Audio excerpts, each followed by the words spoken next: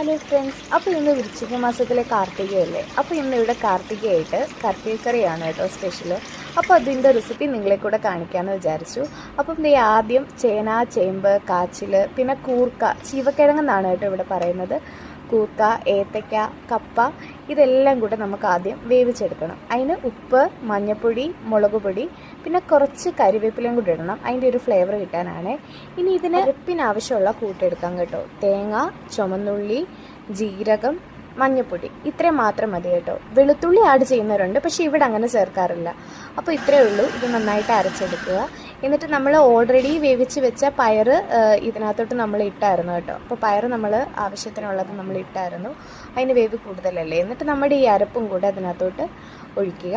എന്നിട്ട് തേങ്ങ കടുക് വറുത്തതിന് ശേഷം തേങ്ങയും കൂടി ഇട്ട് മൂപ്പിച്ചെടുക്കണം കേട്ടോ. കത്തിട്ട് ഇതിലേക്ക് ഒഴിച്ചു കൊടുക്കുക. ഇത്രയേ ഉള്ളൂ കറി.